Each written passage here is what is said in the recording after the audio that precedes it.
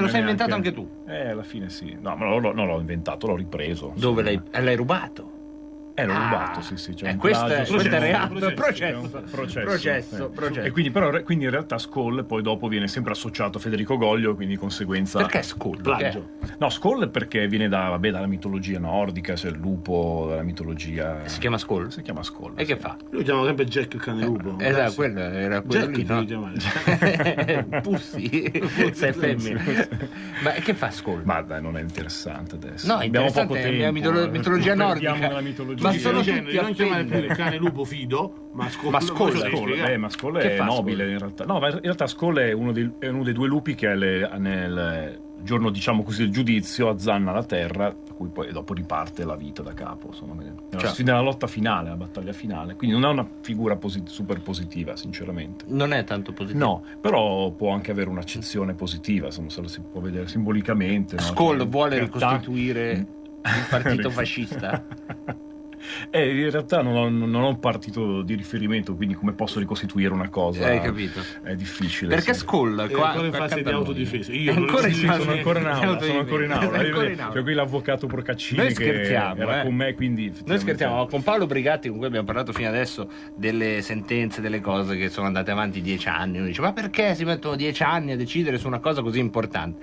Perché c'è altro, amici. La giustizia è impegnata. Mica si perde con queste cose. A scoprire se Federico, qua presente, Skoll, il camerata Skoll, stava o no ricostituendo il partito fascista. Sì, che poi la sentenza fa riferimento a quei fatti ormai di quasi 7 anni fa. Sì, ma non cambiare argomento. Contestualizzavo in realtà. Se contestualizzare. A domanda risponde, ricostituivi? No, non me ne sono accorto, diciamo, di ricostituire il 29 aprile. Proselitavi? Ma neanche. Un po' proselitavi, con quella faccina, secondo me. No. Broccolavi? Ma neanche. Manco una. Quel giorno lì no. Niente, né broccolavi. Quel giorno lì ricordavamo solamente Sergio Ramelli, Borsani e Enrico Pedenovi. Sì. Quindi era una commemorazione, quindi non c'era nulla di tutto questo, diciamo, di tutte queste cose anche ludiche in un certo senso. Sì, che ricordiamo, i tre cognomi che hai detto, anche qui forse sono noti a chi diciamo ha interesse a quell'area politica, ma sono tre ragazzi, tre persone che sono morte, no? Tutto il 29 di aprile, tra l'altro, quindi proprio la ricorrenza è per quello. Borsani era un cieco di guerra. Borsani era un cieco di guerra ed era un medaglia d'oro al valore. Ucciso alla fine della guerra. Sergio Ramelli, la storia di Sergio è una storia anche milanese, insomma. Borsani aveva anche poche responsabilità politiche. Molto poche, tra l'altro anche forse era un personaggio simbolico, sì. Insomma, come dire, non so, facciamo il processo alla RAI come il male assoluto, alla fine ammazziamo quello dell'albero azzurro. Disonorato anche dopo la morte, insomma, portato su un carretto come spazzatura per la città, insomma, una cosa ignobile. La storia di Sergio Ramelli la si conosce forse uno dei gesti, degli atti più infami, un forse, ragazzo credo. Giovanissimo, no? Sì, 19 anni con la chiave inglese, ucciso nel 75, ragazzo che non aveva mai partecipato a scontri di piazza, non aveva mai colpito proprio semplicemente per l'appartenenza a una parte politica, insomma, a destra. E poi Pedenovi, che era consigliere provinciale, quindi anche eletto, diciamo. Sì, era anche consigliere. Che doveva andare a commemorare dopo il primo anniversario della tragedia di Ramelli e fu ucciso con un colpo alla testa alla fermata dell'autobus, perché lui non inquinava, andava alla manifestazione con i mezzi pubblici. Ecco, ma tutti questi casi immagino abbiano avuto una grande attenzione giudiziaria, no? Nel senso che, per esempio, la storia di Sergio Ramelli è una storia che poi è stata raccontata per fortuna, ma a fatica in un certo senso negli anni, e le vicende sono state anche quelle, diciamo, giudiziarie per trovare i colpevoli sono durate molto tempo, insomma, c'è voluto poi la riapertura del caso da parte di un giudice, il giudice Salvini, insomma, che Salvini, vedi, non a caso, il capitano era giudice prima, capito? Vedi un po'. E quindi, insomma, alla fine sono storie anche abbastanza di ingiustizia, tutto sommato. E poi dopo invece l'attenzione è caduta su chi ha commemorato negli anni, tra l'altro commemorando, come abbiamo detto, insomma, anche più volte, insomma, senza simboli di partito, senza simboli, senza slogan politici, senza comizi. Il corpo del reato è la mano destra, come diceva sempre il mio parroco. Sì, è sempre lì. Per altre ragioni. È sempre lei che fa sempre peccato. la mano destra, esatto. sì. È sempre... Ma anche lì la mano destra. Poi è curioso perché poi i ragazzi, diciamo, poi sono stati condannati prima e poi settimana scorsa sono stati assolti. Questo processo che porta il mio, considero anche una medaglia al valore che porti il mio nome, diciamo, perché effettivamente Goglio più altri. Noi siamo Orgoglio più altri. No, in realtà poi la cosa curiosa è che neanche tutti i ragazzi, diciamo, condannati in primo grado avevano fatto saluto romano. C'è chi aveva portato una corona, chi aveva sventolato una bandiera tricolore, questo anche bastava. Chi aveva chiamato il presente. Quindi ecco, questo un po'. Tra l'altro, in realtà, la piccola soddisfazione, avevamo una condanna anche a un risarcimento cospicuo all'Associazione Nazionale Partigiani, 16.000 euro più spese legali, che abbiamo risparmiato e che quindi investiremo in cose più, per esempio fare un disco nuovo di Skoll. Ecco. Per esempio, no? Che sono soldi ben investiti. In cultura, credo, no? Si direbbe. Assolutamente esatto. Sì. Ecco, quindi noi ci scherziamo perché poi adesso è pure finito tutto bene, però per quanti anni hai avuto questa rottura, questo fatto processo? Il 2013, sono più di 6 anni. 6 anni. E poteva andare diversamente, hai parlato, 16.000 Siamo stati condannati in primo grado e quindi in realtà credo poi possa dirlo Luca, che più di me ovviamente ha un significato questa sentenza grossa rispetto magari ad altri anni, perché c'è un epocale, un certo senso, perché è un ribaltamento, diciamo, di una sentenza di condanna. Mentre c'erano state già anche invece delle assoluzioni in primo grado, addirittura. È una cosa incredibile. Quindi questa è effettivamente la sentenza. È la sentenza, perché Luca Procaccini è riuscito a far assolvere dei suoi imputati. Nonostante la prima volta. Sei il primo, Sì. Poi non era, devo dire, per fortuna non difendeva me. Perché non altrimenti non si sapeva come sarebbe finita. Ecco perché avevo un ottimo caro amico avvocato di Gallarate, si chiama Livio Grandis, che grazie a lui che fosse stato per Procaccini, allora saremmo tutti dietro le sbarre. Allora ho capito, non è neanche io quelli già a contrattare una rateizzazione con l'Associazione Nazionale Partigiani per il pagamento. Ma anche gli altri, i tuoi non li hanno assolti. Gli unici condannati sono i due assistiti. Allora niente, non è così epocale. No, dai. Senti, Skoll, voltiamo pagina una volta per tutte, entriamo nella tua produzione musicale. Quanta roba hai fatto? Beh, sono quasi 20 anni, ho fatto 13-14 dischi. 13-14. L'ora che vai a lavorare. Un immigrato in meno perché c'è posto per lui. Ma no, abbiamo detto 3 stranieri in agricoltura, 1, 2, 3. Brigatti li guida col trattore e a posto, no? Lui che sono 20 anni che non lavora, ma lui lascia lavorare Brigatti, perché questo, guarda, è la rappresentazione del paese. 3 che parlano, 1 che canta e 1 che sta al trattore, no? Questa è la rappresentazione. Le proporzioni sono queste. Esatto. Sì. Ogni tanto lo facciamo parlare, poi lo riposiamo, torna a lavorare Brigatti. E fai economia, che la benzina costa. Bravo, fai economia. Quindi 20 anni che fai il cantautore. Sono 20 anni, sì, in realtà più che altro dall'idea dell'invecchiamento, diciamo Precox. Così, sì, in generale, sì. E tu hai iniziato con una chitarra in mano? Sì, perché io suono chitarra, quindi scrivo anche partendo dalla chitarra, quindi dalla musica. Senti, la grande domanda del profano, come nasce una canzone? Nasce, almeno per me, nasce dalla musica. Cioè nasce dalla musica con però già un'idea di un qualcosa che voglio raccontare, no? Quindi non solo dalla musica, ma non nasce da un testo, cioè io non riesco, diciamo, a scrivere prima un testo e poi a scriverci la musica dietro, lo trovo un po' limitante, nel senso che poi ti condiziona, ti vincola un po' nella metrica, no?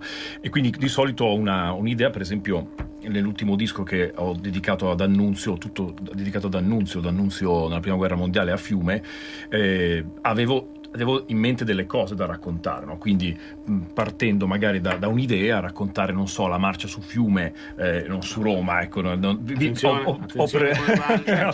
cominciamo da capo. Poi nel passato, Quindi è cantata al passato. È cantata al passato. Sono in realtà, poi D'Annunzio è di estrema attualità. In realtà poi volendo vederlo, insomma, è attualizzabilissimo. Se pensiamo all'esperienza di Fiume, è un'esperienza anche politica assolutamente straordinaria. Oggi con Instagram D'Annunzio farebbe sfracelli. Sì, certo, sì. Beh, poi anche lì su D'Annunzio adesso un po' si parla, no? Si dice che in fondo, no, i detrattori, no, dicono no, ma non dobbiamo fare statue su D'Annunzio, dedicare c'è stata una protesta, una nota ufficiale. Perché poi dicono ma in fondo fondo era anche uno che andava a farsi fotografare o comunque andava sui luoghi di un po' in realtà eroi di guerra per modo di dire. Invece non è stato così, cioè la verità poi è tutt'altro. Adesso al di là di tutto, certo è stato un eroe di guerra diverso da altri, sicuramente diverso da altri soldi, è chiaro, era comunque una star, no? Certo, Quello che potrebbe essere oggi una pop star, no? A tutti gli effetti, però lui in realtà poi le cose l'ha fatte, l'impresa a Fiume l'ha fatta per davvero, ha rischiato la morte più di una volta nella prima guerra mondiale, cioè non si è sottratto, diciamo che era una generazione di uomini che non si sottraeva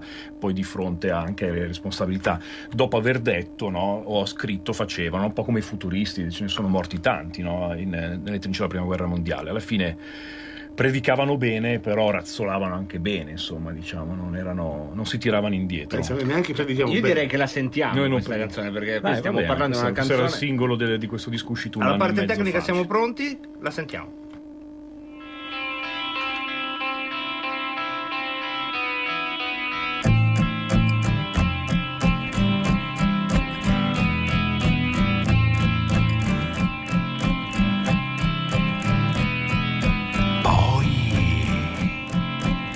Arrivò la sera che ti affrontai, disegnando sulla tua pelle imprese e visi. Con le dita creavo cerchi, ombre cinesi, e tu, sognata a bordo del mio mas, e tu, nel sonno sospiri le yalala, e tu, che bruci ferro sopra il fuoco, e tu, che spargi sale sul mio desiderio, adesso spingimi più là, dentro la storia, nella mia storia.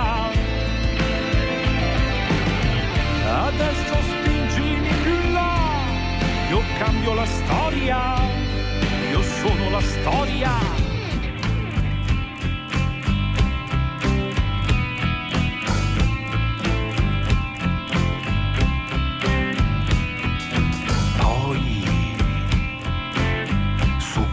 Avorio annotai il tuo sapore che ricordava l'Adriatico, le umide feste a Fiume italiana, e tu, fiori dai balconi di Istria, e tu, ombra nella casetta rossa, e tu, che brunisci ferro sopra il fuoco, e tu, che spargi sale sul mio desiderio, adesso spingimi più là, dentro la storia, nella mia storia. Adesso spingimi più là, io cambio la storia, io sono la storia.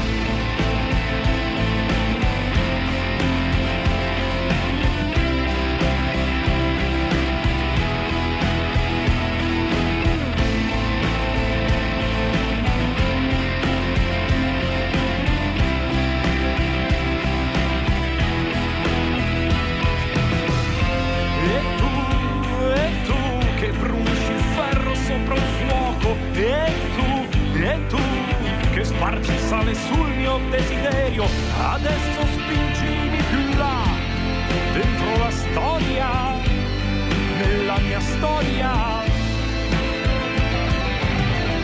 Adesso spingimi più là, io cambio la storia, io sono la storia.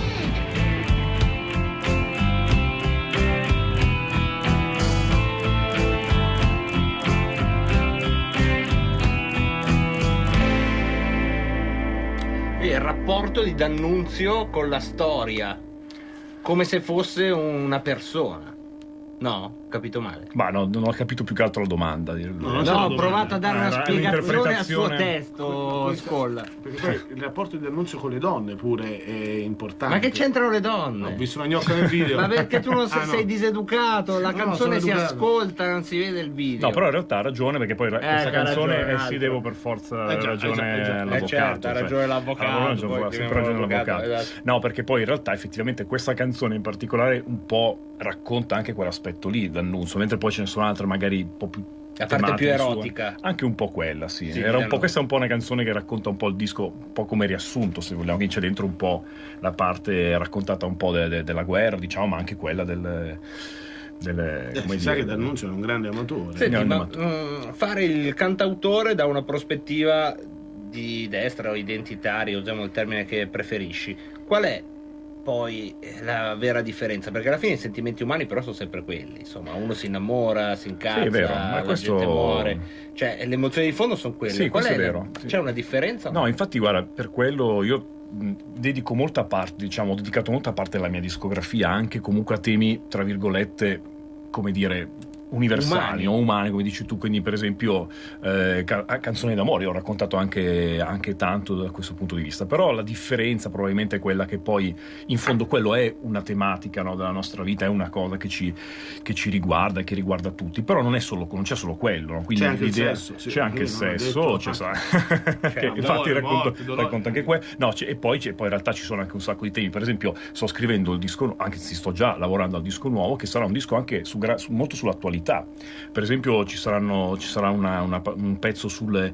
forme di controllo, diciamo, delle nuove tecnologie, no? Di come ci siamo convinti, no? di vivere in una società solo di diritti, di grande libertà, quando invece poi quegli stessi strumenti, no? In un certo senso si sono rivelati dei formidabili strumenti di controllo, no? Quindi questo per esempio, oppure lo stesso tema dell'immigrazione, no?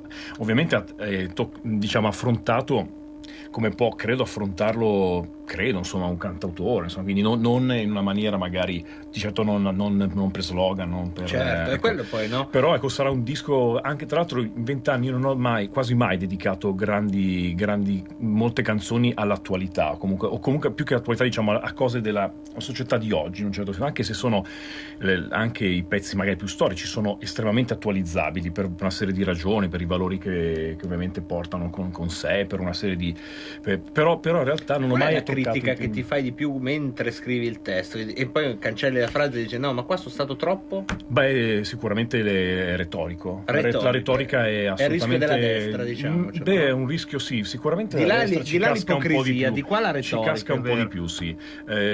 Io, guarda, onestamente adesso non posso ovviamente dirlo di me, non potrei dirlo di me stesso, insomma, però credo che possa dirlo. Poi lo ripeto io per te. Ecco, ripetilo tu per me, insomma, che probabilmente non ho una grande tendenza alla retorica, effettivamente, però è sempre dietro l'angolo. Cioè comunque sono belle le sue canzoni perché non c'è retorica, sono canzoni che è quello che pensavo anche quello che infatti riporti quello che ti hanno detto in tanti prima di oggi. Ti ferma, non si parla d'altro. Ma che poca retorica che abbiamo sentito, che è bello questo. Mentre la cosa che quando hai fatto il testo dici cavoli, manca la retorica. No, quello in generale questo non te lo so dire. Quello che posso dire, a volte può capitare di ascoltare magari dei pezzi, quelle canzoni di altri, quella canzone l'ho voluta scrivere io. A quale? Quella una? Sì. Ah no, adesso così non... Una di Gigi D'Alessio. Dei giornalisti. Gigi D'Alessio tutte. Dei giornalisti. Dei giornalisti. Sai quanti soldi hanno fatto questi? Amico mio, un altro che noi qua. Beh, ma vabbè, insomma, è un destino comunque sotto il sole, di Riccione hai fatto. Però lì altro che retorica, nel senso. E tu che brunisci il ferro. Che brunisci il ferro con il fuoco. Brunisci il ferro con il fuoco. La gente sta su Wikipedia, che cazzo vuol dire? Federico, è venuta così, perché poi vengono così. Hai visto Benji e Fede? Dimmi dove, quando questa sera non arriva. Brunisci ferro. Invece rivolgiamo a un'elite di uomini. Ma quelli non spendono, non se lo comprano. Li ho visti girare sui CD falsificati. Ma infatti non spendo, infatti quello non li recuperiamo appunto dai soldi risparmiati all'ANPI, eccetera. E quello è un modo per poi non solo, c'è anche qualcosa, diciamo, che anche di diffamazioni, querele, eccetera. Perché adesso vai in controffensiva. No, non su questo vicenda qua. Su altre ti hanno diffamato? Beh, è successo molte volte, diciamo. Tante volte? Anni, Tante volte tanto onore. È no, vero. che poi ci Ci sta, ricasca sto ragazzo. Tante volte tanto onore è comunque una formula leggermente differente, quindi diciamo che Non è retorica. non è retorica, non è attaccabile. attaccabile. Mamma mia, quanti danni che ha fatto quell'uomo, ma io non lo so. Mica finito. Ma poi io dico, quello faceva il maestro elementare in Svizzera, se faceva un bel concorso lo sistemavano. Lui era lì a Zurigo, faceva allora Invece no. Hadelbayer, Berger, appello, poi quota 100, pensione, violino. Una vecchiaia tranquilla. Noi ci tenevamo Giolitti, quelli lì bravi, no? Sì, il Che ministro della c'era vita, Giolitti, sì. e quell'altri che sono venuti fuori dopo, facciamo un bel pastrocchione, restavamo neutrali. Però No. poi Skolko non avrebbe avuto ispirazione da D'Annunzio, da tutti questi No, straordinari D'Annunzio uomini. Te lo lasciamo. Ma non sarebbe... Sarebbe uguale perché non potresti rifare Marinetti come è stato, diciamo che poi dopo c'è tutta una concatenazione in realtà, la storia d'Italia è concatenata, no? E come fai a perdere pezzi così Avresti avuto importanti? Marini, non Marinetti ma Marini, sindaco di Roma. Marini, sì. esatto. Ma in effetti, Che ti lamenti? È vero, no? Una canzone di Una Cazzo canzone Marini. ispirata da Marini. Scolla, dove si trovano le tue cose, i tuoi canali? Beh, distribuito dai store classici, da Apple a tutti i vari, quindi si può trovare, si può scaricare tranquillamente pagando, nel senso che ogni tanto bisogna anche Ti pagare. piacciono i soldi, eh? Sì, beh, in realtà track. Bruniscono i soldi. Bruniscono quelli, eh? Anche a Benji e Fede, sai, per questo. sì, piace. sono pochi comunque, quindi perché tu non scrivi e poi li che- spendo dove e subito, quando. ma non li spendo però con le ucraine di prima, come Ah, sembrava. no. No, E li dove spendo li spendi? per rifare magari un nuovo disco, per fare cose così. insomma. Quando hai detto rifare i video, perché poi il i video terrazzo, capito? No, Le cose- no, invece no. No, Tutto per sono l'arte, più, capito? sono più fesso, Arte per e poi alla l'arte. fine sì, poi questi video insomma alla fine hanno le loro Tu continui alla fine, mio padre ci scappa alla fine. alla fine non vedo l'ora Si che comincia finisca. sempre sei così a disagio. No, anzi sono molto contento. Non è vero. No, sono è molto vero. con te, è retorico proprio. È retorico, No, è proprio vero. così. È retoricissimo. Non sei divertito. No, gli è sono- piaciuto. Mi è anzi, piaciuto. anzi. L'ho trattato come Noi un abbiamo tolto spazio a Paolo che No, era è vero, Paolo è vero, dietro, è vero, no, è è vero, rimasto è vero. dietro mortificato che aveva una sentenza da raccontarci. Noi avevamo degli ospiti dell'Ampio, abbiamo detto, se potete venire domani. No, sarebbe stato meglio insieme. Abbiamo già fatto in aula, perché in aula erano con noi, vabbè, presenti. Insomma, erano quindi- sempre presenti, Sempre ti guardano presenti. sempre. Paolo, prima, durante la nostra lunga disamina relativa alla faccenda agricoltura, abbiamo colpevolmente dimenticato di dire una cosa importante, che ora incorniciamo come messaggio speciale, Sì. nel senso che diamo il tempo a chi ci ascolta di passare dalle opere di Skoll all'agricoltura, quindi passate dall'aereo di D'Annunzio, fatelo atterrare in un campo di grano non a diesel Alla- perché alla costa terra. troppo. Brunite il ferro. Brunite il ferro, scendete dall'aereo e ascoltate questa novità che riguarda l'agricoltura in 45 secondi, proprio un annuncio da telegiornale. Sì, abbiamo vinto in Corte di Giustizia una sentenza l'11 settembre che mette in discussione tutte le multe del latte. Questa è la sentenza che segue una vinta a giugno. Il ministro Centinaio aveva fatto un decreto a fine luglio, era un decreto salvo intese, questo governo non l'ha ratificato, adesso ci troviamo con la Corte di Giustizia che ci dà ragione, che dice che le multe non sono dovute, sono tutte errate, e al tempo stesso abbiamo l'Agenzia delle Entrate che sta provvedendo alla riscossione delle multe. E quindi penso la che situazione è grave, nelle prossime settimane Ne torneremo a parlarne noi e non solo noi. se non sistemano saremo sulle strade coi trattori sicuramente, perché Trattori a ci diesel? limite tutto. Non Aliquame. Non accelerate che il Aliquame. diesel costa. No, scherzi a parte, qualcosa purtroppo bolle in pentola. Grazie mille a Federico Goggio. Grazie per lo spazio a che Paolo ci date Brigatti, sempre. ma tu lo Grazie a prendi voi. Brigatti, non chiedere grazie. Esatto, infatti, no, poi lo ha ringraziato per me. Una volta dentro Cioè, un peccato venire fuori. Pausa. Messaggio per tutti gli imprenditori, gli artigiani, i commercianti, i liberi professionisti. Hai un'attività? Dei prodotti da promuovere? Prova la pubblicità sulla nostra radio. Radio Padania ha preparato per te una grande promozione per aiutarti a sostenere la tua attività a tariffe davvero straordinarie. Informati, vedrai che si può fare. Mandaci una mail all'indirizzo spot@radiopadania.net. Con Radio Padania si può fare. Mi spiace se lei non lo ritenesse doveroso. Io sono qua come ministro e come uomo, e l'unica cosa che non accetto, e avendo 2 figli, è di pensare che al governo ci sia qualcuno che vuole il male dei bambini. Io voglio che questi bambini non siano messi su un gommone in condizioni di morire come bestie in mezzo al mar Mediterraneo. Io sono stufo dei bambini che muoiono nel mar Mediterraneo, perché qualcuno li illude che in Italia e in Europa ci sia casa e lavoro per tutti.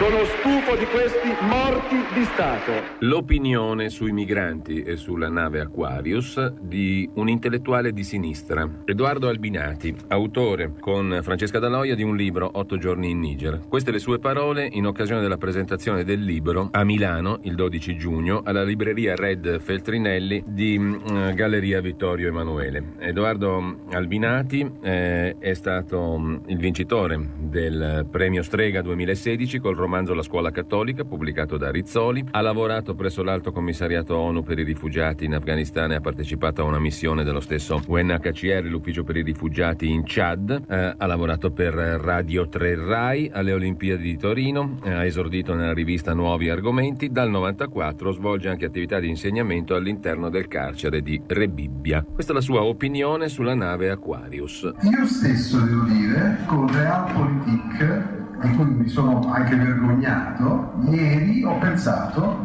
desiderato che morisse qualcuno sulla nave Aquarius. Ho detto, adesso se muore un bambino, io voglio vedere che cosa succede del nostro governo. Un intellettuale di sinistra, Edoardo Albinati, autore con Francesca Daloia di un libro 8 giorni in Niger. E l'unica cosa che non accetto, e avendo 2 figli, è di pensare che al governo ci sia qualcuno che vuole il male dei bambini. Io voglio che questi bambini non siano messi su un gommone in condizioni di morire come bestie in mezzo al mar Mediterraneo. Per la tua pubblicità su Radio Padania Libera, scrivi a spot@radiopadania.net. Pronto? Avvocato. Mi dica. C'è bisogno di lei. L'avvocato risponde. Ogni venerdì dalle 12 alle 13 con l'avvocato Celeste Collovati. Su Radio Padania Libera.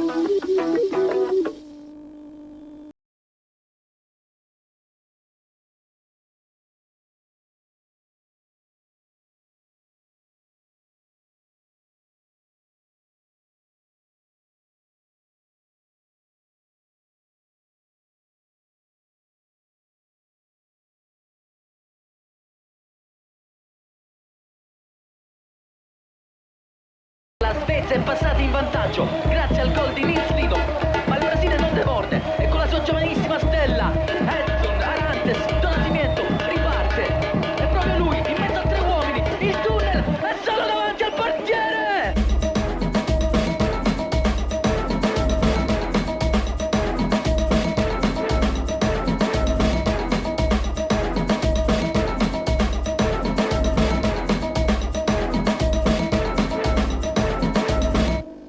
E rieccoci con la nostra rubrica dedicata al calcio, con la redazione di cartacantaweb.it. Ancora oggi con noi in diretta l'interologo di Cartacantaweb, Andrea Datrino. Ciao Andrea. Ciao, buon pomeriggio a tutti. Allora Andrea, ovviamente ti faremo dopo un'altra domanda sul derby, ma perché ormai l'attesa è questa, però ti chiediamo soprattutto di commentare la giornata di Champions di ieri, che è stata una giornata di Champions, ci ha regalato una delusione sull'Atalanta e tanto spettacolo, almeno dal punto di vista dei gol, tra Atletico e Juventus. Sì, esatto, non è andata poi come ci si aspettava. La Juve era la partita più difficile, non solo di ieri delle italiane, ma anche di tutto il suo girone. Andare a giocare a Madrid non è mai facile contro una squadra, Atletico, che è riconosciuta come una squadra abbastanza rognosa. Dispiace perché alla fine la Juventus, a un quarto d'ora dalla fine, 20 minuti dalla fine, era in vantaggio di 2 reti, però io penso che questo risultato poi non vada a compromettere la loro qualificazione. Discorso differente per l'Atalanta. La Dinamo Zagabria era sicuramente una squadra alla portata, però è successo una catastrofe, perché prendere 4 gol da una squadra che era alla portata ed era forse quella più semplice, anche per le trasferte che dovrà andare a giocare nel suo girone, è una batosta che potrebbe anche incidere sul proseguo della stagione.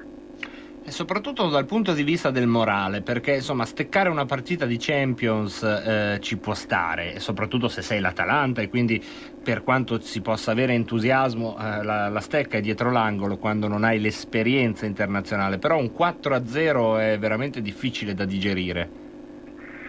Sì, è molto difficile, perché l'Atalanta aveva e ha un girone comunque che era alla portata, nonostante era la prima volta che i bergamaschi arrivavano in Champions League.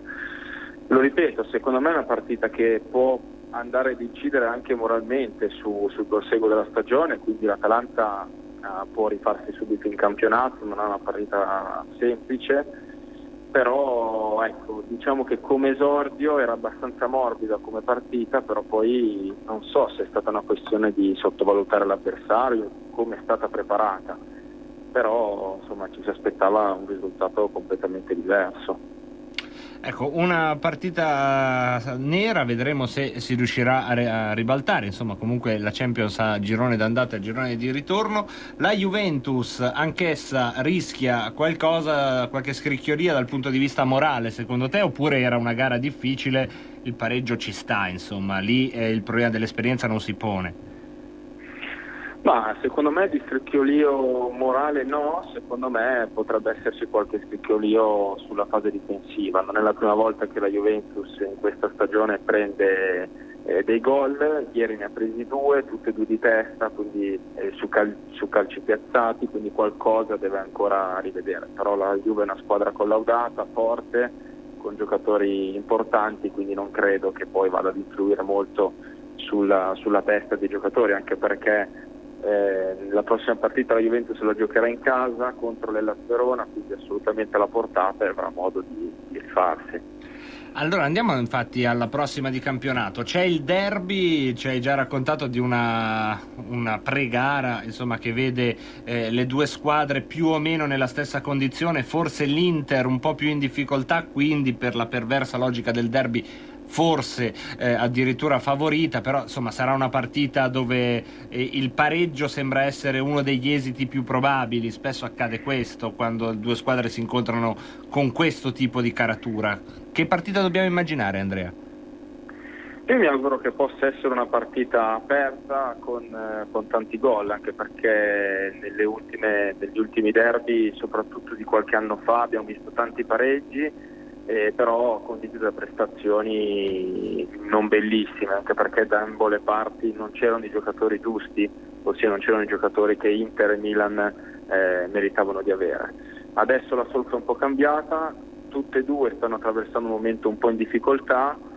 Dal punto di vista storico l'Inter è uscita dal fair play finanziario, ha una proprietà solida e quindi è riuscita ad affrontare meglio anche il mercato estivo. Il Milan sta iniziando un procedimento che ha fatto l'Inter qualche anno fa, quindi però è riuscita comunque ad ottenere dei giocatori abbastanza buoni, giovani, quindi io mi auguro che possa essere una partita aperta e non di quelle chiuse.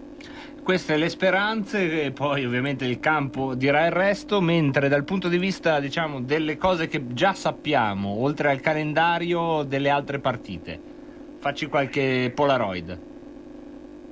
Delle partite del campionato, sì, certo, che deve ancora arrivare. Per adesso il campionato di Serie A è un campionato dove si sta segnando tanto, quindi questa è un'analisi che si può fare. È cambiato qualcosa sicuramente in fase offensiva ma anche in fase difensiva, visto che il nostro campionato è sempre stato un po' quello meno intrigante, soprattutto perché c'erano delle partite impostate per non subire piuttosto che non fare gol. Quindi io credo che si continui su questa linea qui. Si è iniziata la campagna europea e quindi qualcosa sicuramente succederà in positivo, anche perché ci sono delle squadre come la Fiorentina, come il Cagliari, che devono muovere la propria classifica, anche e soprattutto la Sampdoria, che è l'unica squadra che è ancora ferma a 0 punti. Ecco, una Sampdoria che sembra proprio orfana di quel Giampaolo che pure al Milan non ha ancora ingranato come si spererebbe. Insomma, sembra che il vuoto che ha lasciato sia più grande dello spazio che ha riempito.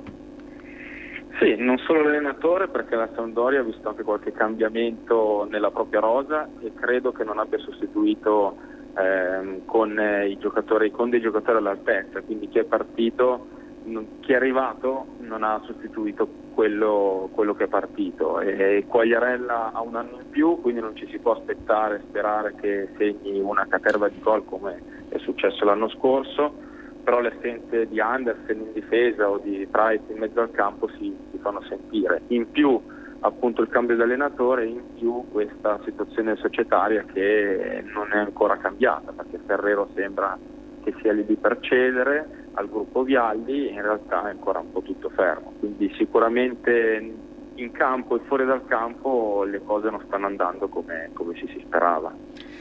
E questa è un po' la radiografia del campionato, torneremo a parlarne lunedì prossimo sempre con la redazione di cartacantaweb.it. Grazie ad Andrea Datrino. Grazie a voi. E noi ora andiamo invece, se la parte tecnica è pronta, allo spazio Parlamento. Qui Parlamento. Colleghi, il primo dei due accordi che siamo chiamati a ratificare intende favorire i contatti e gli scambi nel settore scientifico e tecnologico con la Bielorussia.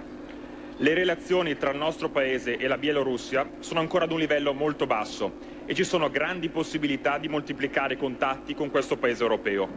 Benvengano dunque accordi di questo tipo atti a regolare e a promuovere le relazioni tra Roma e Minsk. La cooperazione in materia scientifica e tecnologica permette di rafforzare i rapporti con la società civile della Bielorussia, aiutando al rafforzamento dello sviluppo della classe media e di implementare uno sviluppo prosperoso di questo Paese che può giocare un ruolo chiave nella stabilità europea. Strumento importante per la corretta implementazione dell'accordo è l'istituzione, all'articolo 7, di una commissione mista italo-bielorussa incaricata di verificare l'andamento dell'applicazione dell'accordo stesso. Il secondo accordo che ci accingiamo a ratificare riguarda il settore della cooperazione culturale tra Italia e Bielorussia.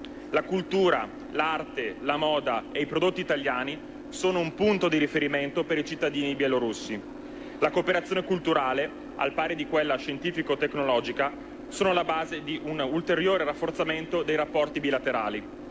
L'accordo perciò aiuta a soddisfare la crescente richiesta di cultura e lingua italiana in Bielorussia, ove vi è una discreta diffusione della conoscenza della nostra lingua, grazie anche ai programmi di accoglienza temporanea a favore dei minori bielorussi colpiti dalla catastrofe di Chernobyl nel 1986. Ricordo che sono state decine di migliaia negli ultimi 20 anni i minori bielorussi che hanno goduto di soggiorni climatici nel nostro Paese.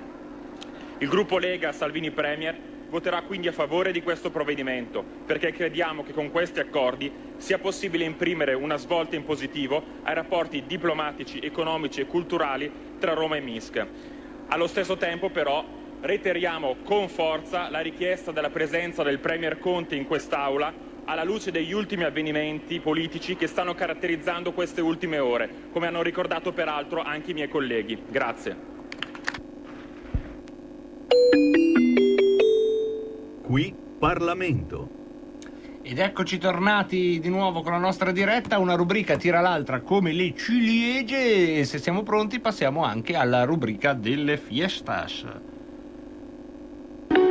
Segui la Lega è una trasmissione realizzata in convenzione con la Lega per Salvini Premier. Ed eccoci, allora, le fiestas, las fiestas, allora. Iniziamo a ringraziare chi è colui che ce le segnala sempre, il Gianni Boncompagni, mi piace dire, di questo spazio, che è Maurizio Colombini, oltre a Cesare Tricco, che è un altro ragazzo che ci sta dando una mano a fare questo censimento in modo tale da tenervi sempre aggiornati. Partiamo dalla festa di Chiuduno, che inizia oggi e finisce domenica. Siamo in provincia di Bergamo, in via Martiri della Libertà, e poi ancora abbiamo sabato 21 e domenica 22 la Gazebata federale della Lega in tutte le piazze d'Italia, e poi il 27 di settembre a Castelvecchio in provincia di Vicenza c'è una cena alla Trattoria Villa Pizzati, una cena della Lega. Se volete telefonare, il numero da fare è il 347 25 60 742. Ve lo ripeto ancora, 347 25 60 742.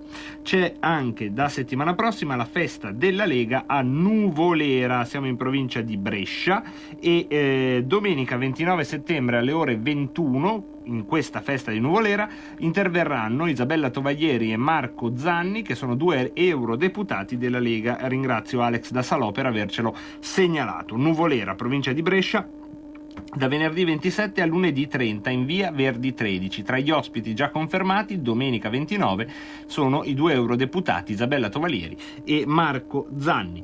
Vi ricordo anche la grande, gigantesca, maestosa manifestazione di Roma del 19 ottobre prossimo, quindi cominciate già a mettere il bollino sul calendario, e andiamo invece a vedere altre feste. Queste ci sono state segnalate dal buon Cesare Tricco, che ringraziamo. Abbiamo allora Misinto, Monza e Brianza, c'è una festa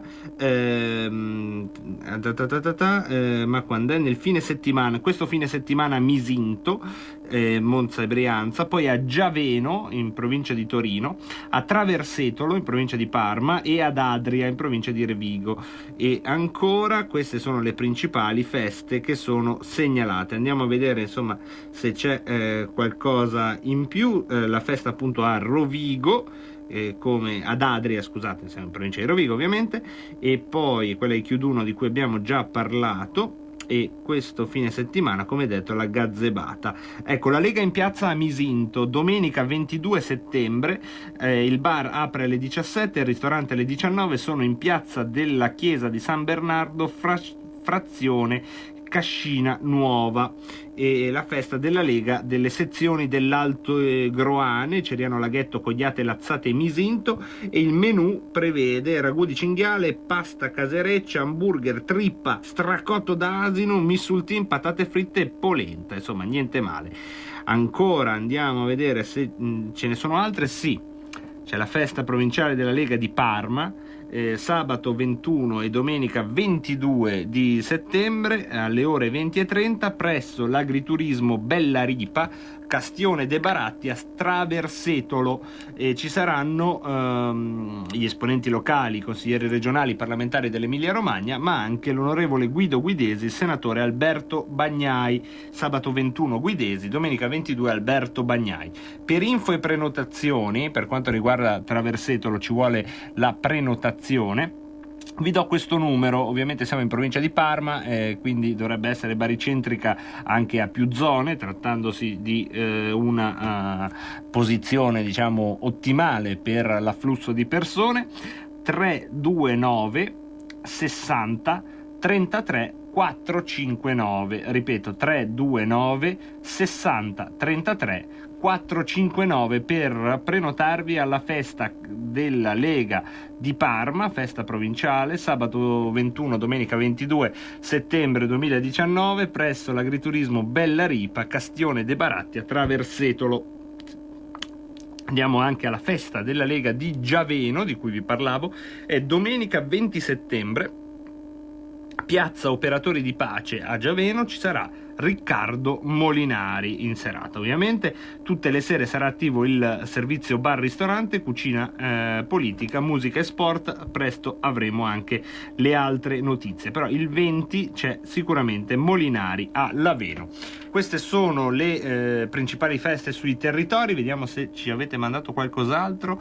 Vediamo qua, ce l'avete state mandando adesso. Sì, sabato 21 settembre pranzo della Lega presso il Risto Bar Chiosco alle Piramidi di Segonzano. A partire dalle ore 12:30 saranno presenti Maurizio Fugatti, presidente della provincia autonoma di Trento, e Marco Bisesti, segretario della Lega Salvini Trentino, e ci saranno anche onorevoli, assessori, consiglieri provinciali e comunali. Siamo a Segonzano, sabato 21 settembre, grazie al nostro buon amico che ce l'ha appena segnalato. Grazie mille al nostro ascoltatore. Se volete segnalarci feste, eventi, gazebi, iniziative targate Lega, vi ricordo di farlo al nostro indirizzo WhatsApp al 346 64 277 56. Lo potete fare semplicemente scrivendoci, mandandoci la locandina. Se potete, mandateci anche scritto in maiuscolo di fianco festa, in modo tale che noi lo riconosciamo nel mare magnum delle vostre segnalazioni, che giustamente abbracciano molti più argomenti. Un'ultima cosa che è sempre da ribadire, tanto costa 20 secondi farlo: vi ricordo che tutto quello di cui parliamo in questo spazio feste è animato dal lavoro volontario dei volontari. Quindi sia quando andate alla festa della Lega, dal parcheggiatore a quello che cucina, quello che serve ai tavoli, a quello che ha organizzato queste persone, sono tutti volontari.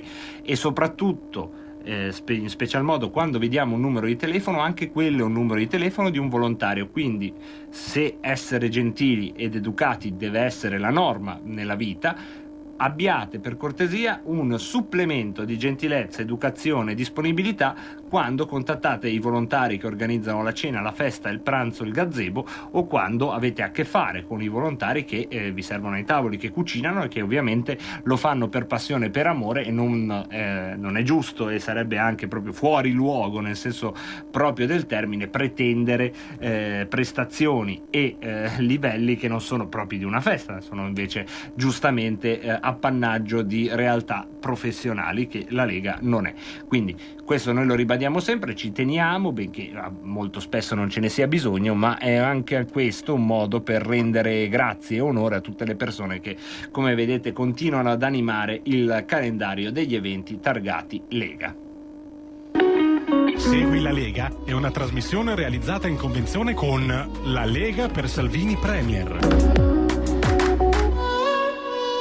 E adesso chiudiamo questo spazio con una breve parte dell'ultimo comizio di Matteo Salvini tenuto ieri sera a Gubbio.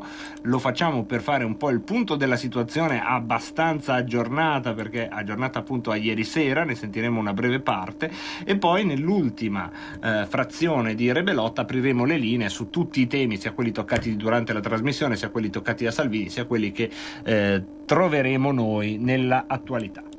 Del PD, quindi chi pensa di votare PD a Gubbio il 27 ottobre, perché ci saranno, ma voi diteglielo che al di là del problema della regione, quindi quello che abbiamo detto, le case popolari, la sanità, le strade, chi vota PD il 27 è complice del fatto che questi sono pronti a cancellare quota 100 e a tornare all'infame legge Fornero. E ci pensino bene. In fabbrica fino a 67 anni, in ospedale, in negozio, sul camion fino a 67 anni. Non so se si rendono conto della bestialità. Sulle tasse vogliono tornare indietro. Noi avevamo messo i soldi e approvato la legge perché dal 1 gennaio 2020 con la flat tax partite IVA, artigiani, commercianti, piccoli imprenditori e liberi professionisti che fatturano fino a 100.000 euro pagavano il 20% secco, non una lira di più. Loro hanno detto la cancelliamo, perché è un premio ai furbi. Come se l'artigiano che si fa il mazzo da 40 anni e va a lavorare anche con 40 di febbre sia un furbo. O il commerciante o il piccolo imprenditore. Sono degli eroi, non dei furbi. Quindi, perché lì non hai le ferie, non hai la malattia.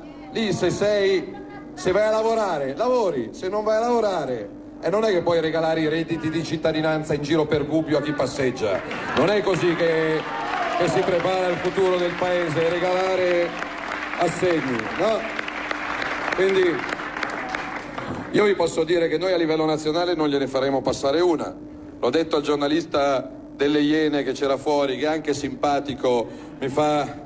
E io gli ho detto, io stasera, Matteo Salvini, stasera, 18 settembre 2019, non farebbe mai a cambio della sua vita con quella di Conte, Renzi e Di Maio. Mai. Quando abbiamo fatto questa scelta di libertà, avevamo messo in conto che si prendessero le poltrone, mi tengo il mio onore e la mia dignità e gli lascio le loro poltrone momentaneamente. Tanto gli italiani ce le restituiranno con gli interessi, le bugie hanno le gambe cortine, quindi probabilmente a sinistra qualcuno non si rende conto e mi vedevano sorridere e fa ma lei non è più ministro e sorride, è che è mica una malattia non essere ministro, qua è pieno di gente che non è ministro qua dentro, ma penso che siate sereni lo stesso. C'è la salute, c'è la famiglia. A proposito, fate un applauso a quei matti che hanno 3, 4, 5 figli, perché a me è una roba. Grazie.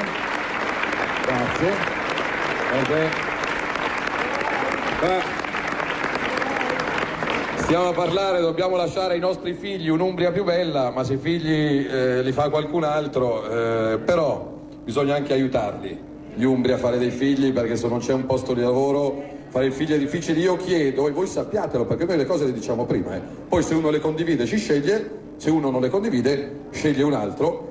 Se scegliete Lega, il simbolo della Lega a Gubbio, a Foligno, a Perugia, a Terni il 27 ottobre, fate una scelta precisa per quello che riguarda la regione: i contributi regionali, le case popolari, il bonus bebè, il bonus affitto, il bonus qui, il bonus là, visto che i soldi sono pochi, vanno prima agli umbri e agli italiani, quel che avanza al resto del mondo. Non c'è tutto per tutti.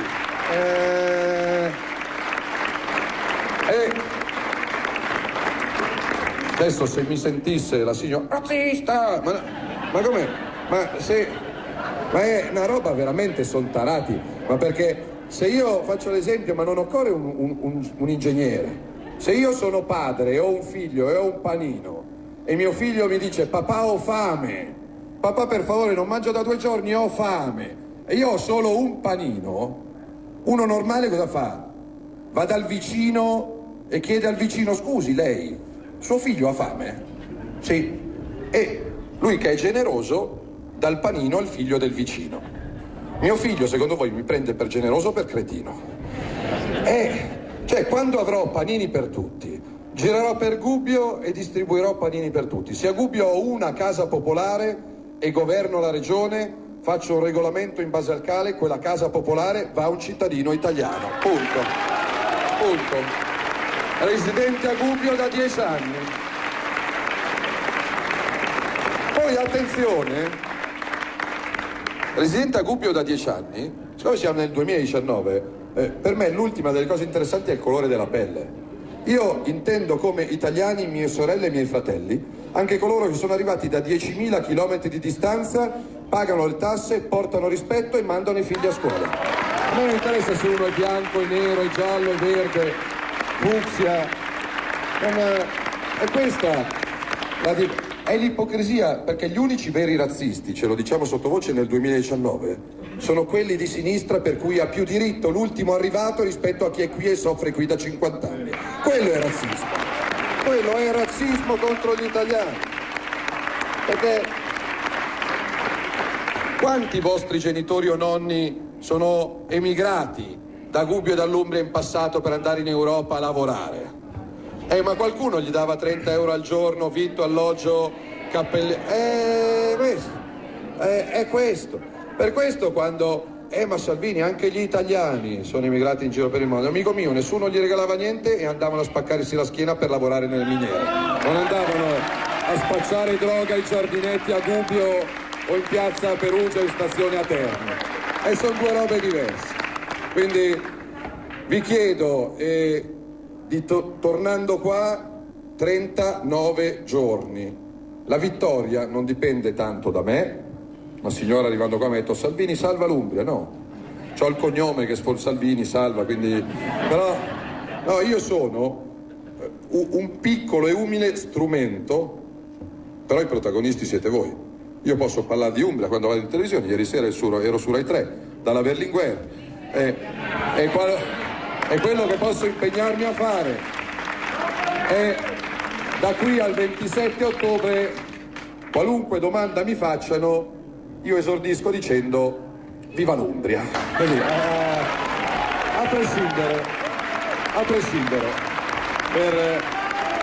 E anche qua Donatella si comporta in maniera signorile, educata e professionale. Io ieri sera sono stato un pochino più diretto. In Umbria si vota perché hanno arrestato quelli del Partito Democratico. 2019. Ma chi ha parlato? Sono io, la Digital Radio, quella del sistema DAB+, e sono strafelice perché dall'anno prossimo sarò ufficialmente in tutte le auto. È ora di vivere la magia della Digital Radio. Se stai pensando di comprare una nuova auto, pretendila con il sistema DAB+, il suono perfetto, dal 2019 in tutte le auto nuove. Dibidi dobidi DAB. Anche Radio Padania è in Digital Radio. Messaggio per tutti gli imprenditori, gli artigiani, i commercianti, i liberi professionisti. Hai un'attività? Dei prodotti da promuovere? Prova la pubblicità sulla nostra radio. Radio Padania ha preparato per te una grande promozione per aiutarti a sostenere la tua attività a tariffe davvero straordinarie. Informati, vedrai che si può fare. Mandaci una mail all'indirizzo spot@radiopadania.net. Con Radio Padania si può fare.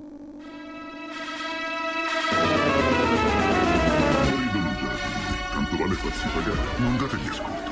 Non capiscono per ora, ma capiranno. Metterete persone di ogni tipo sul palco come se fossero uguali a voi. Il mondo sta cambiando, mi rifiuto di far parte del vostro. Non ti viene da di forza esagerato negli anni scorsi? Ma era un momento differente, no? Se vogliamo metterla così, io col partito di Bibbiano non voglio averci nulla a che fare. Ma era un momento differente, no? Io non voglio avere nulla a che fare. Il Partito Democratico è quello di Bersani che prendeva soldi da Riva dell'Ilva, è quello delle cooperative rosse, è quello di Penati, è quello che ha avallato tutte le porcate berlusconiane. Ancora che credete alla storia del Partito Democratico è differente di Forza Italia. È peggio! Ma era un momento differente, no? Se vogliamo metterla così. Se Giorgio Napolitano, il nostro Presidente della Repubblica, le chiedesse al Movimento 5 Stelle di entrare in un nuovo governo col Partito Democratico, lei cosa farebbe? Come risponderebbe? Ma ti ho detto che uscire dal movimento. Lei uscirebbe dal movimento?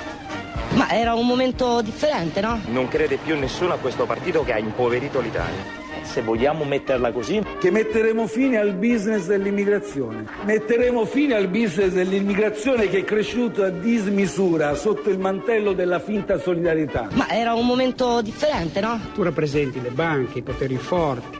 Dici una cosa, poi la smentisci il giorno dopo.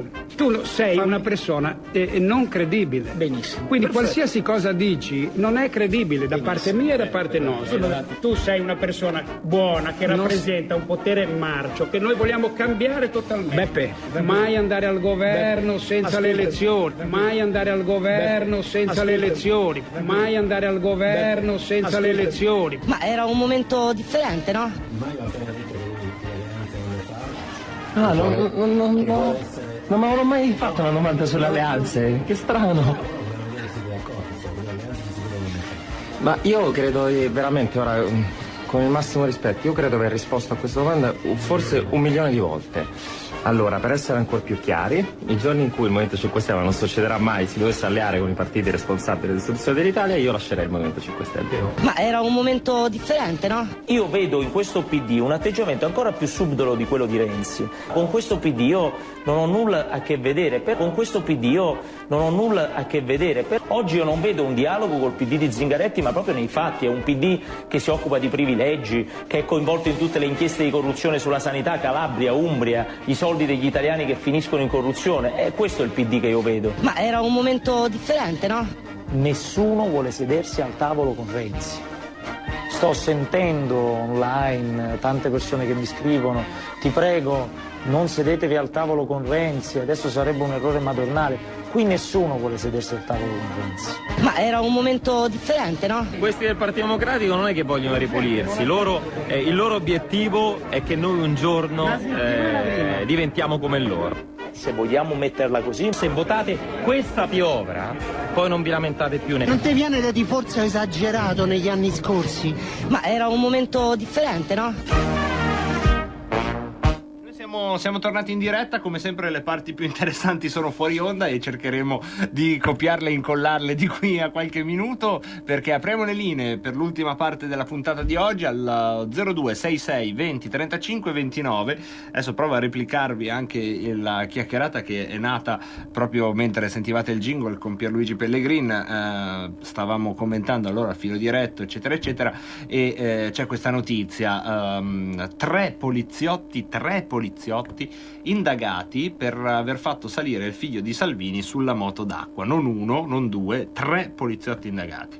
E io direi che questa parte si commenta da sola. Se volete potete farlo voi allo 0266 20 35 29. Ma stavo giusto raccontando a Pellegrino, posso raccontare, tanto non so il nome di chi mi ha beneficiato, che una volta ero su un treno e mi stavo proprio annoiando. Non c'era nessuno, non avevo libri, proprio sapete la noia.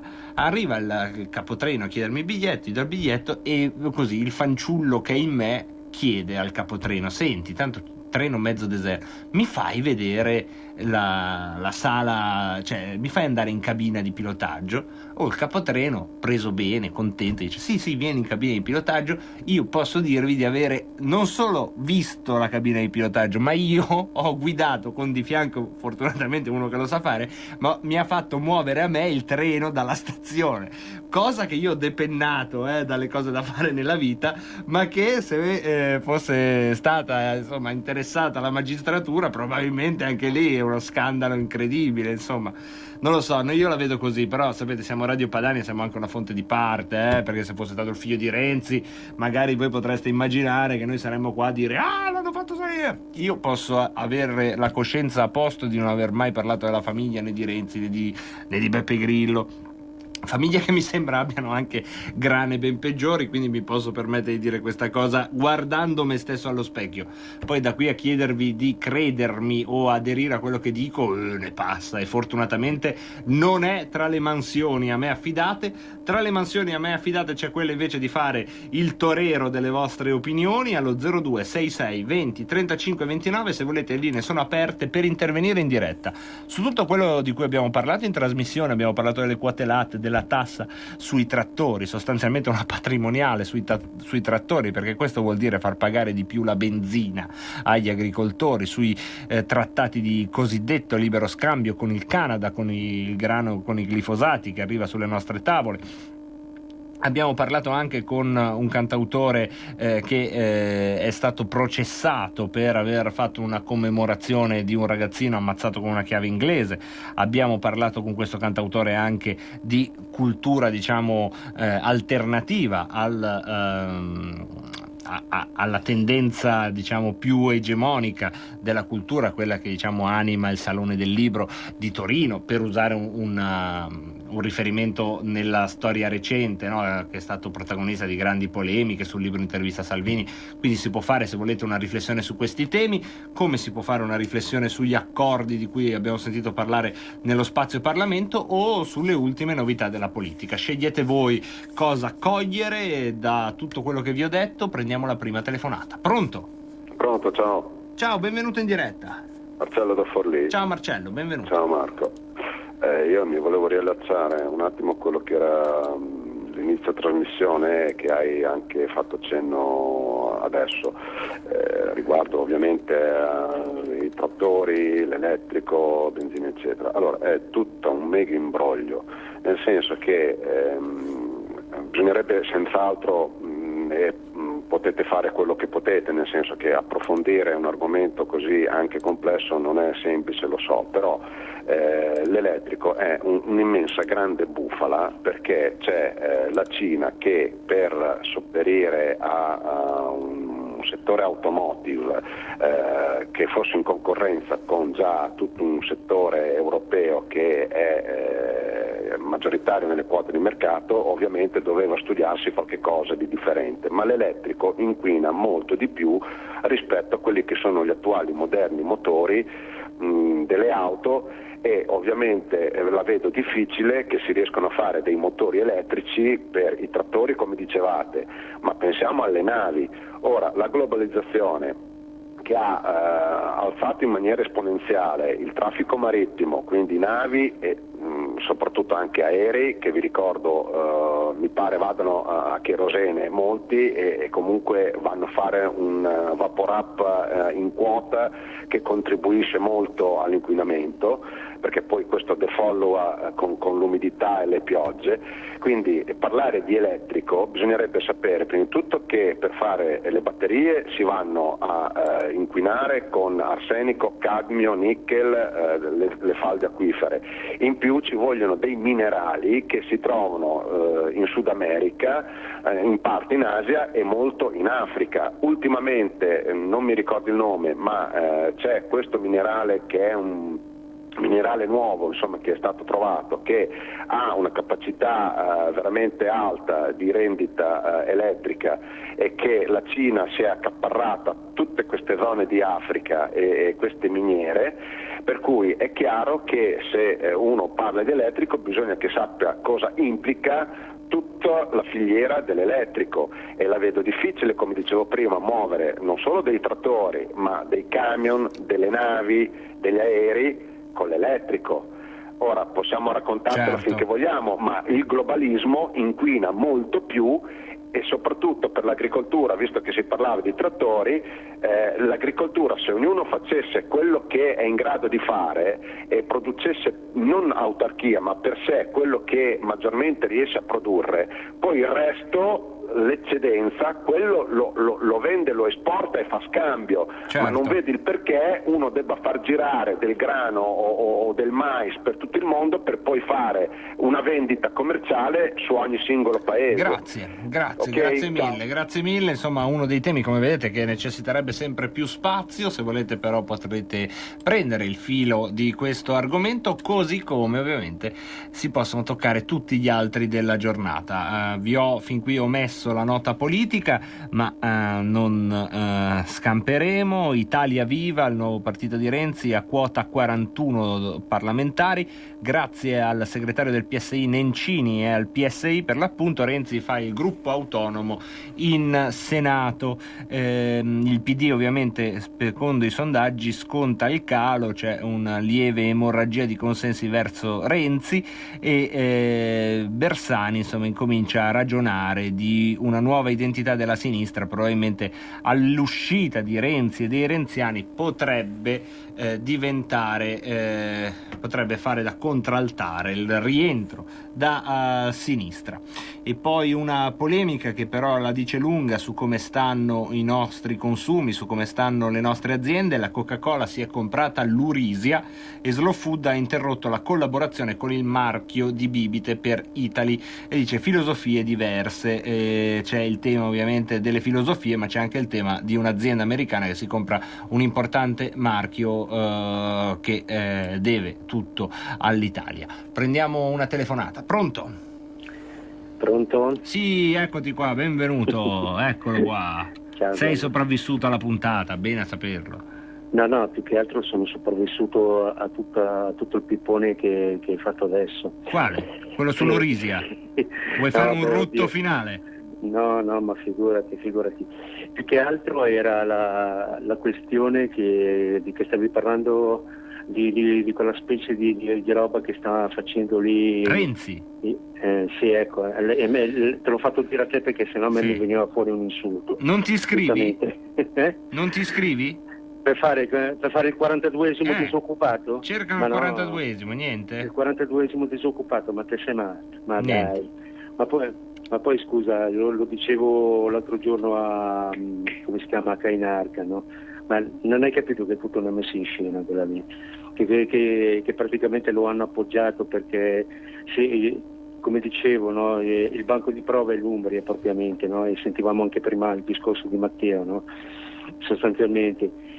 Ma chi li vota? Con Renzi di dietro, ma neanche i pidini li votano, cioè i pidioti come sono più noti, e neanche i pentasfigati.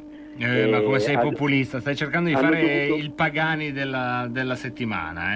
Vabbè, il Pagani vuoi rubare il lavoro a Pagani, qui abbiamo capito. Uno non si può allontanare un attimo dal filo diretto e ti arriva uno che ti ruba il Pagani. Ma quelli lì dietro, finché c'è dietro Renzi, sostanzialmente non, come si dice, non lo voteranno mai, no? Per cui lui si è allontanato, ha fatto la mossa, cioè di allontanarsi, guida da lontano, perché tanto lì sono tutte marionette, come ben sappiamo, e vuole riprendersi poi successivamente, lui crede, no? Io spero che non siano tutti così somari. Vivamente. Grazie Marco, grazie. Ciao, Marco. Prendiamo un'altra ciao. telefonata. Oggi ha voluto rubare il lavoro a Pagani, Marco, è così. La concorrenza, un mercato spietato. Prendiamo un'altra telefonata. Pronto? A Pontida ho incontrato il sedicente volto disumano del leghismo. Era un tuo collega nello stand di Radio Padania e loro ho capito perché non ti sei fatto vedere. No, perché sapevo che qui c'era detto, ma hai visto il volto umano del leghismo? No, io sono il volto disumano, sedicente. Ho capito. Detto questo, Luca da Colico, pensa che onore. Ça va sans dire. Luca da Colico. Volevo dire due cose sull'elettrico che magari tanta gente non sa, perché ne sono occupato abbastanza. La prima, fondamentalmente il problema dell'elettrico è che i mezzi elettrici sono inefficienti perché si portano dietro una zavorra enorme che sono le batterie. Questo pregiudica l'efficienza del veicolo. Secondo problemino che hanno, che non vi raccontano mai, è che quando le temperature si abbassano e vanno verso il 0,5 gradi, la batteria perde la metà della capacità. È come una spugna bagnata che voi strizzate. Se la tenete strizzata non può più assorbire acqua. È questo che fa la temperatura alle batterie. E quindi per noi che abitiamo nel nord Italia, in inverno c'è un problemino, che perché una legge regionale impedisce di riscaldare le rimesse per auto, ammesso che uno abbia la rimessa per auto. Detto questo, c'è una cosa che è meravigliosa sul discorso dell'elettrico, no? Perché prima sentivo dire giustamente non ci sono i treni elettrici, non ci sono le navi elettriche, non ci sono i camioni elettrici. Sì, però ci sono i treni elettrici, no? Giusto? Sì. Per cui qual è il punto? Perché il treno elettrico funziona? Perché non c'ha le batterie, perché c'è la linea, è semplice e dovresti capirlo anche tu, Pinti, ma no? guarda, ci sto arrivando, ma ho bisogno di un paio di giorni e di slide. Quei fili che sono sopra non sono del wifi, ma sono quelli delle linee elettriche per far andare il treno, no? Ma pensa. Quindi il ragionamento più semplice, visto che adesso si parla guida autonoma, sarebbe quello, e per tagliare e fare una cosa che taglia fuori tutti gli altri, la Cina, tutti quelli che fanno batterie, Musk, la Tesla, tutti quanti, sarebbe una cosa semplice, elettrificare le nostre linee autostradali con un sistema per esempio induzione, cioè senza contatto, che carica la macchina. Bene, tu arrivi in autostrada a costi e per andare a 80 all'ora, guida autonoma perché quello a quel punto guida da solo e nel frattempo usa l'energia della rete stradale elettrificata. Poi quando arrivi in città hai una batteria piccola per fare quei 20-30 km che devi fare. Cioè non vi sembra che ci voglia un genio a fare una pensata del genere o comunque a pensare di proporre qua. Bisogna chiedersi come mai nessuno tira fuori questa cosa e fa questa analogia col treno, no? E elettrifica i principali assi autostradali che abbiamo in Italia. Non mi sembra complicatissimo. Perché non viene fatto? Perché evidentemente nell'elettrico c'è una lobby gigantesca che lucra sia sulle batterie sia sui sistemi di ricarica e di distribuzione, le colonnette, eccetera, e poi ovviamente anche sugli autoveicoli. Però fondamentalmente l'inganno, e sono d'accordo con l'ascoltatore di prima che diceva che è una bufala, una truffa, è quello di sostituire un'auto a benzina con un elettrico. Ti do un parametro. La benzina o il diesel hanno 80 volte l'energia, il potenziale, che sono il termine corretto, rispetto al litio. Che significa che il litio si è tratto, diciamo, il massimo che si è potuto da quella capacità di immagazzinamento, mentre invece la benzina e diesel non ancora. E questo è il motivo per cui l'elettrico fondamentalmente è inefficiente. Adesso interrogami. Dimmi. No, fammi una domanda. Ti devo fare una domanda? Cosa ho capito di tutto quello che hai detto. Ma tu ti sei già girato, sei andato a bere il caffè? No, ero qua, vai, dai, abbi il coraggio, c'è la ripresa, fammi una domanda, vediamo cosa ho capito, una di tutte. Allora, perché è inefficiente l'elettrico? L'elettrico è inefficiente per varie ragioni. perché le batterie sono delle... Le batterie sono ricaricabili a volte. Zavorre. Sai cos'è Zavorra almeno? Zavorra è quello. Zavorra è chiaro, è una... cioè quella che tu usi, no?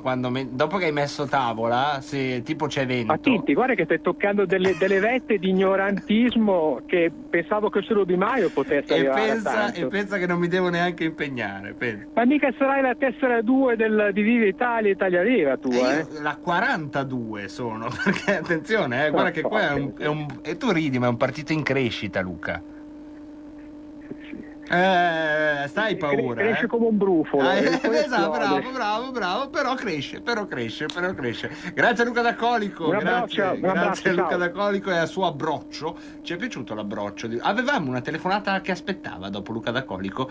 Ecco, questa è la tipica informazione che io avrei dovuto maneggiare con più attenzione, ed è ovviamente una mia colpa, perché io immaginavo che non ci fosse una telefonata in attesa subito dopo Luca, e invece c'è qualcuno che come me ora sa tutto delle batterie al litio. Chiediamo a lui perché l'elettrico non è ottimale. Pronto? Benvenuta, come ti chiami? Io sono Mariella, cosa hai capito dell'elettrico? Non sai niente. Io ho telefonato per dirti che anch'io ho commesso il tuo stesso errore. 30 anni fa sono salita sul treno. Sì? Il macchinista era era il padre di una mia amica, mi ha fatto salire dove lui guidava, nel tratto da Mestre a Venezia, perché io abitavo a Venezia. Bello poi. Ecco, e per me è stata una bella esperienza. Hai fatto tutto il ponte anche. Sì, certo. Bellissimo. Il tratto è breve, no? Ma il bello è stato quando siamo arrivati alla stazione di Venezia, che io sono uscita e ho visto tutti gli altri che mi hanno guardata come per dire, guidava lei? Sì, modestamente. Devi pensare che io quella volta avrò avuto 17 anni.